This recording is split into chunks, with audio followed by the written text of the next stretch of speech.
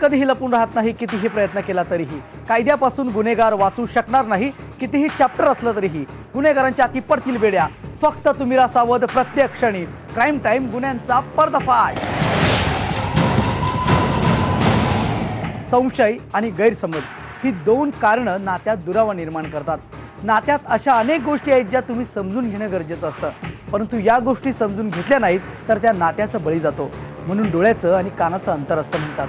म्हणजे जे डोळ्यांनी दिसतं ते खरंच असेल असं नाही, आणि जे ऐकलंय ते वास्तवात तसंच असेल असंही नाही. नेमकं हे समजून घ्यायला आपण कमी पडतो आणि निर्माण होतो संशय.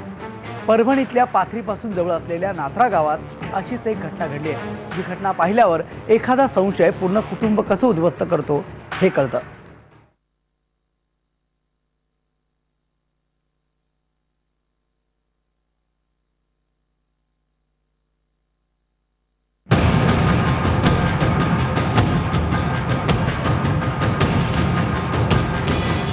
जे ऐकतो पाहतो ते धक्कादायक असतं. लोकांची मानसिकता कुठे चालली आहे याचं अंतर ठरवणंही आता कठीण होऊन बसलंय. परभणीतील ही घटना मनावर असाच वेगळाच आघात करतो. या कहाणीचं केंद्र संशय. केंद्र यासाठी म्हणावं लागतंय की विकृतीला तसं कारण लागत नाही, पण त्यातही संशय डोक्यात गेला तर काय घडू शकतं हे माजलगाव तालुक्यातल्या पाथरी जवळच्या नाथरा गावातल्या दामोदर डुकरेंच्या कुटुंबात घडलंय. काही दिवसांपूर्वी दामोदर डुकरेंनी आपल्याच शेतात गळफास घेऊन आत्महत्या केली. त्यांच्या आत्महत्येच्या अवतीभोवती ही सगळी कहाणी फिरते.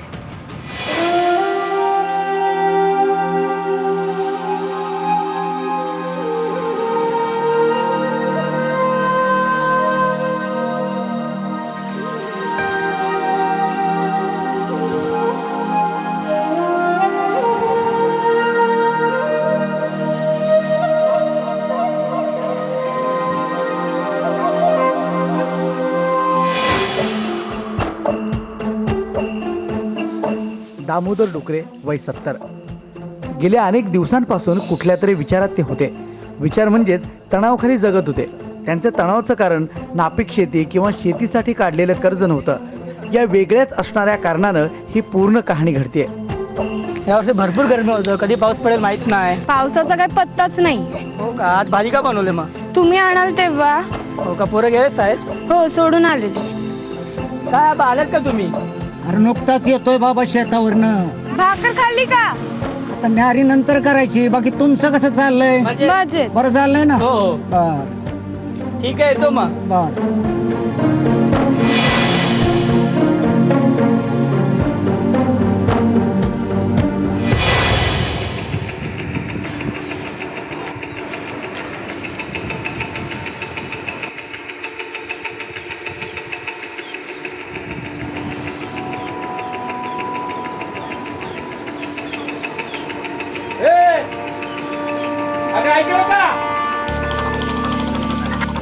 काय करतेय?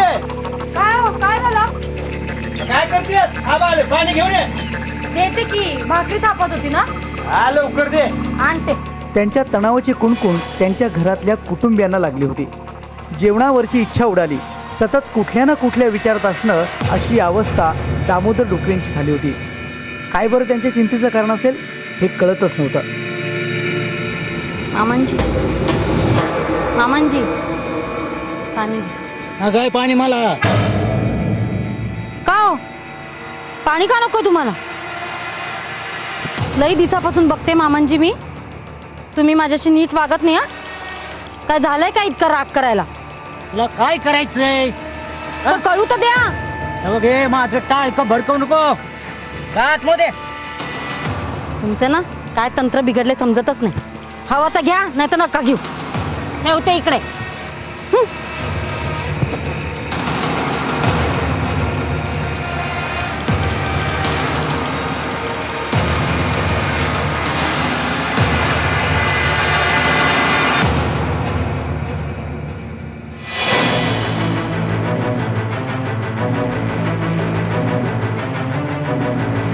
माझं काय होतंय ते मलाच ठाव आहे.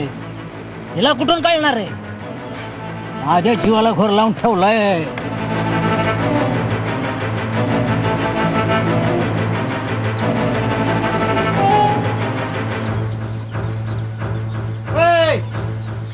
अरे बाबा, हे मध्ये पेंट ठेवला गुरसने त्याचा. वय वय.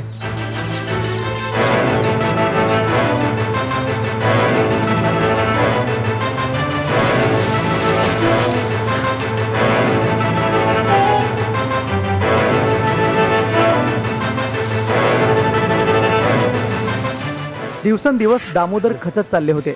आपल्या चिंतेचं कारण ते कुणाला सांगत नव्हते.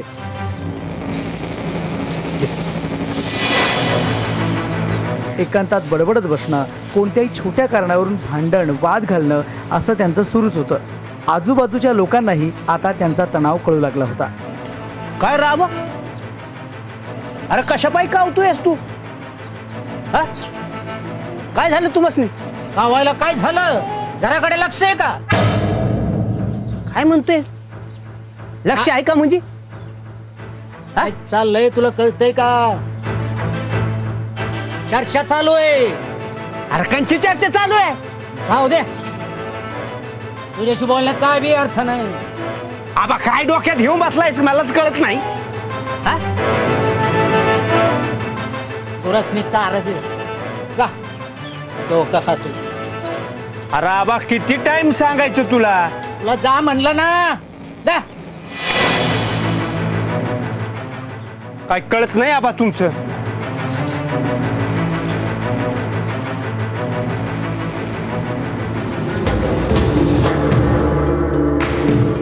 आता आपण पाहिलं ते कदाचित दामोदर डोकरेंनी पाहिलं असं गृहीत धरूया. आपण त्यांच्यातला संवाद बघा. एवढ्या लांब जायचं भाजीला खूपच लांब आहे ना. हो ना कोण जायचं? भाऊ, बरं झालं तुम्ही आलात मला सोडायला. आता भावाचं कर्तव्य आहे ना यायचं, पण एवढ्या लांब चालतात भाजीसाठी. काय करणार मग, भाजी तर हवी जरा.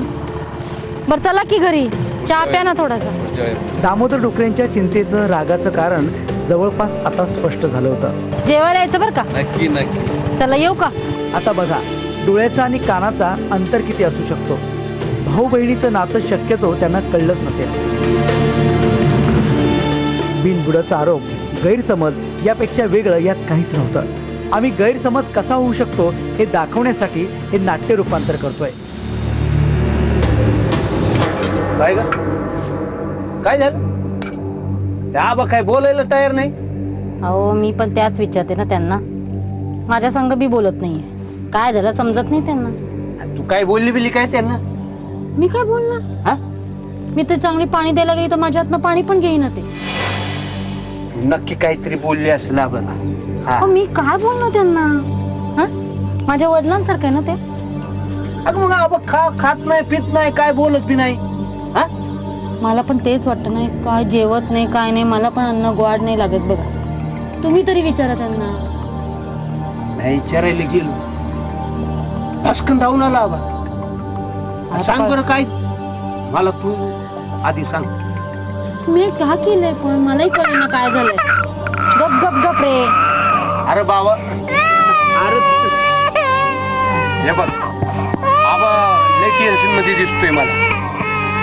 तुम्हीच विचारा ना मग. चहा घ्या आधी, चहा घ्या मग बोलू आपण. विचारायचं म्हणजे काय, आबाला कसं समजावं कसं सांगावं तेच कळत नाही. काय ग म्हणजे तुला एक बोलू का? काय? बरेच दिवस म्हणताय सांगन सांगन, पण कसं बोलू समजत नव्हतं ग. बोल की अगं. अगं तुझा सासरा आहे ना, माझ्या सासऱ्याला त्या दिवशी सांगत होता काय? का तू त्याच्या बरोबर वागत नाही म्हणून. तर मी काय केलं? काय माहिती, तुझं वागणं बरोबर नाही. तरीच मी म्हणते माझ्याशी नीट बोलत नाही, वागत नाही, माझ्या हातनं पाणी बी घेत नाही हल्ली तर. हो ग, मला सांगत होता. माझा सासरा मला विचारलं, म्हटलं मला तर असं काय वाटलं नाही बाई. पण तुला तर माहिती आहे मी काय असं वंगाळ वागणारच नाही. हा ग, त्याला तुझ्यावर संशय आलाय. संशय? कशा पायी पण? तू त्या दिवशी त्या गोप्याबरोबर कुठून गाडीवरून आली काय? अगं हो, मग काय झालं? तो तर इथेच तर राहतो आपल्या इथे. भाजी घेऊन येत होती तेव्हाच तुझ्या सासूला त्या बांधावर बसला होता, तेव्हाच बघितलं तुला. अगं पण मी तर त्याला भाऊ म्हणते. हा ग, ते तू म्हणतो. तो म्हटला ताई चला तुम्हाला सोडतो, एकट्या चाललात तर. हा समजा माहित आहे, तू म्हणती त्याला, पण तुझ्या काय गं सासऱ्याला बाई ते माझं ठाव सासरा. नाही ना. आता मात्र सुनेच्या मनात भीती निर्माण झाली. आपल्या चारित्र्यावर आपले सासरे संशय घेतात हे ऐकून तिला धक्का बसला. ज्यांना आपण आपल्या वडिलांच्या ठिकाणी ठेवलंय त्यांचा थोडाही विश्वास माझ्यावर नाही याचं तिला खूप वाईट वाटलं. तिने ही गोष्ट तिच्या पतीच्या कानावर टाकली, पण आपले वडील असा विचार करणार नाही असं मुलाला वाटलं होतं. आज बोलतेच मी आता. बरेच दिवस मनात होतं पण कसं सांगू समजत नाही. आज बोलले बाबा, पण बघ माझं नाव नाही यायला पाहिजे. हो, नाही सांगत तुझं. बरं चल. अगं बस की काय चहा बाई, घेऊन जा. माझा स्वयंपाक बाकी अजून. तू आवर बस ग. तू आवर, मी चालले. चल. बरं ये परत. हो येते. बघ बाई, बोलून बघ. हा.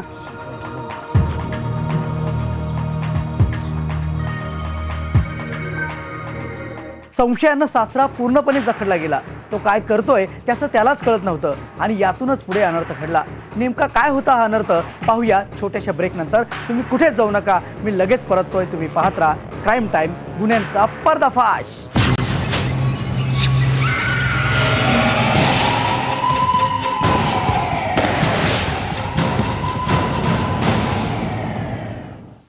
संशयाचं भूत एखाद्याच्या मानगुटीवर बसलं की विकृती डोक्यात थैमान घालू लागते. त्या सासऱ्याला त्याच्या सुनेचं वागणं आवडलं नाही. पुन्हा इतर पुरुषाशी तिनं बोलणं त्याला पटत नव्हतं आणि इथूनच या विकृतीला खरी सुरुवात झाली. गावामध्ये एवढी इज्जत कमावली पण सुनेनं घालवली. कोणा संग बी फिरत असते, कुठं जाते, काय करते, काय समजत नाही. सांगावं कसं, हेच प्रश्न पडलाय मला. तर आता गप्प राहून नाही चालणार. पर कधी कधी वाटतं की गावच्या त्या नदीमध्ये जाऊन जीव द्यावा. पण म्या मेलो तर तिला रान मोकळं होऊन जाईल की नाही. आता गप राहून चालायचं नाही. आता या गोष्टीचा सोक्षमोक्षच लावला पाहिजे. ना लावणार भीती. सक्का भाऊ सोडला तर इतर नाते असूच शकत नाही अशी खोटी भावना, असा गैरसमज अनेकांचा असतो. एखाद्या स्त्री पुरुषामध्ये भाऊ बहिणीचं नातं असू शकेल का असा संशय काहींच्या मनात खोलवर असूही शकतो. दामोदर डुकरेंबद्दल असंच झालं. दामोदर डुकरे अशाच एका संशयाचे शिकार झाले. पण मनातला संशय धुवून काढायचं सोडून त्यांच्या मानगुटीवर बसलेल्या संशयाचं भूत थैमान घालत होतं. गावामध्ये सुद्धा थोडी चौकशी केली असता तो माणूस वेगळ्या स्वभावाचा होता. तिच्या सुनेला, स्वतःच्या सुनेला कुणाशी बोलून देत नव्हता. जमीन खोदायला लागणाऱ्या पहारीनं नात्यावर वार झाले. सुनेची काहीच चूक नसताना फक्त सासऱ्याच्या गैरसमजानं, संशयानं तिचा बळी घेतला. चारित्र्याचा संशय घेऊन रात्री 12:30 वाजता सून झोपेत असताना पहारीनं डोक्यात वार केले. डोक्यात पहार टाकताच तिनं आरडाओरडा सुरू केला आणि अंगणात झोपलेला तिचा पती धावत आला.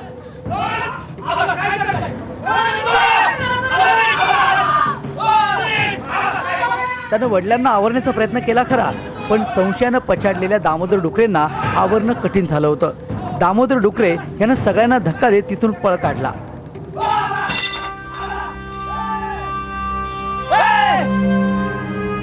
वाजायला म्हणून धरपडून उठलो. काय वाजायला म्हणून तर मध्ये गेलं तर तसं केलं म्हाताऱ्यानं. खलासच केली. मी आरडवलं. मग शेजारी उठले 2 जण. नंतर गाळा दाबला माया. गोळ्या पस्तरून नेलं ओढीत. आणि पळून गेले. पळून गेली. पोरांनी हे दादरा आडत आणि आवाज ऐकला आमच्या पोरांनी. आमचे पोरं घरचे उठले. घरच्याला पोराने उठिले. पोराने उठून मग आमच्या घरच्यानं मला उठिलं. मग मला उठून मी त्याच्याकडे पळलो. त्याचे डाव त्याला तिकडे नेलं तर थोडीत. मग त्याला मी आणलं आणि तो मला माझ्या बायकोला मारलंय. तो मारलं म्हणलं मला वाटलं थोडं पण मारलं असेल तर तो मला नाही जीवच मारले.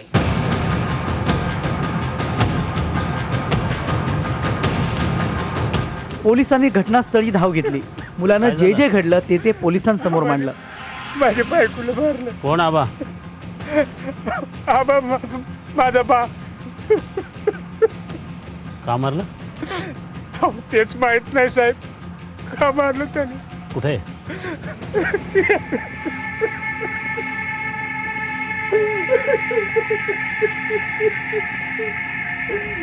त्या माणसाचा मुलगा ज्याने सुनेला मारलं त्याचा मुलगा थोडा भोळसर वेडसर होता अशी माहिती समोर येते. तसेच जो सासरा आहे दामोदर रामभाऊ डुकरे हा त्याच्या सुनेवर चारित्र्यावर संशय घ्यायचा. तो ती बाहेर जरी गेली किंवा कोणाशी बोलली तरी कंटिन्युअसली तिला मारायचा. तसेच एक वर्षभरापूर्वी सुनेनी त्या सासऱ्याविरुद्ध आपल्या पोलीस ठाण्यामध्ये विनयभंगाची तक्रार केली होती. त्यामध्ये सुद्धा आम्ही त्या सासऱ्याला अटक करून त्याच्यावर प्रतिबंधात्मक कारवाई केली होती. पोलिसांनी मारेकरी दामोदरची शोधाशोध सुरू केली, पण दामोदरनं स्वतःला संपवलं होतं. फक्त एका संशयानं आनंदानं भरलेलं घर कसं तुटतं त्याचं हे उदाहरण. त्यापेक्षा दामोदरनं संवाद साधला असता किंवा सुनेला मुलगी मानून तिच्यावर विश्वास ठेवला असता आणि खरं जाणून घेतलं असतं तर हे टळू शकलं असतं. पंकज क्षीरसागर, IBN लोकमत, परभणी. परभणीमध्ये अशिक्षित अडाणी दामोदर डुकरेनं संशयानं सुनेवर पहारीनं वार केला आणि तिचा जीव घेतला, तर दुसरीकडे नांदेडमध्ये एका डॉक्टर तरुणीची सासरच्यांनी हत्या केली आहे. आंतरजातीय प्रेमविवाहाच्या विरोधातून ही हत्या झाल्याचा आरोप तिच्या वडिलांनी केलाय. नेमकी काय होती ही घटना पाहूयात. नांदेड शहरातल्या गणेश नगरमध्ये राहणाऱ्या डॉक्टर चेतना इंगळे यांचा संशयास्पद मृत्यू झालाय. डॉक्टर चेतना यांचा नांदेडमधील विकास केंद्रे यांच्याशी आंतरजातीय विवाह झाला होता. हे लग्न केंद्रे कुटुंबियांना मान्य नव्हतं. चेतनाला सासरचे त्रास देत असल्याचं ती तिच्या कुटुंबियांना सांगत होती. रविवारी चेतना अमरावतीहून नांदेडच्या गणेशनगरच्या घरी आली. त्यानंतर काही वेळातच तिचा संशयास्पद मृत्यू झाला. चेतनाची हत्या केल्याचा आरोप तिच्या वडिलांनी केलाय. अजूनही PM झालं तर PM रूमपर्यंत सुद्धा मला त्यांनी नेलं नाही आणि माझ्या मुलीची डेड बॉडी सुद्धा दाखवली नाही. फक्त काल मला त्यांनी दवाखान्यात नेलं होतं इथल्या, तर तेव्हा ते माझ्या पोरीच्या तोंडातूनही रक्त चाललेलं आहे, नाकातूनही रक्त चाललेलं आहे आणि तिला मुका मार आहे. मला पूर्ण संशय आहे किंवा तिला विष सुद्धा पाजलं असावं. या प्रकरणी नांदेड पोलिसात तक्रार केल्यानंतर पोलिसांनी चेतनाच्या नवऱ्यासह 7 जणांवर गुन्हा दाखल केलाय. फिर्यादी यांनी लेखी रिपोर्ट दिलेला आहे की बुवा तिला विषारी औषध देऊन रिकामी इंजेक्शन देऊन मारण्यात आलेले आहे. त्याबाबत रीतसर फिर्याद घेतलेली आहे आणि याच्यामध्ये एकूण 7 आरोपी आहे आणि अजून वाढू शकतात किंवा कमी होऊ शकतात. गुन्हा दाखल झाल्यानंतर चेतनाच्या सासरचे सगळेच फरार झालेत. उच्च शिक्षित डॉक्टर तरुणीचा जात वेगळी असल्यानं छळ करून झालेल्या हत्येमुळे जात कधीच जात नाही हे पुन्हा एकदा अधोरेखित झालंय. मुजीब शेख, IBN लोकमत, नांदेड. या घटना आपल्याला अस्वस्थ करून सोडतात. फक्त आपल्या मनातल्या खुलचट समजुती एखाद्यावर रागवण्याचं कारण कसं बनू शकतं हे कोडच आहे. दुसऱ्या कुणाच्या जीवाशी आपण खेळू कसं शकतो हा प्रश्न आपल्या सर्वांनाच असं पाहिल्यावर पडतो. एखादी घटना आपल्या डोळ्याला वाईट दिसते, पण त्यामागचं कारण आपण जे समजतो तसं असतं का हे आपण तपासून न पाहताच नको ते विचार आपल्या डोक्यात येत राहतात. त्यामुळे गैरसमज नको, एखाद्याला समजून घ्या ही अपेक्षा आहे. क्राईम टाईम या लोकप्रिय कार्यक्रमातून आम्ही गुन्ह्यांचं किंवा गुन्हेगारांचं उदात्तीकरण करत नाही, तर गुन्ह्यांपासून आपल्याला सावध करण्याचा आमचा हा प्रयत्न आहे. कारण आपण जिथं असतो तिथं आजूबाजूलाच गुन्हा वावरत असतो. ऐन मोका साधून गुन्हा घडत असतो. म्हणून काही अटळलं संशयास्पद पोलिसांना कळवा बिनदिक्कत. आजच्या भागात इथेच थांबतोय. सावध राहा, प्रत्यक्ष आणि पाहत राहा क्राईम टाईम, गुन्ह्यांचा पर्दाफाश.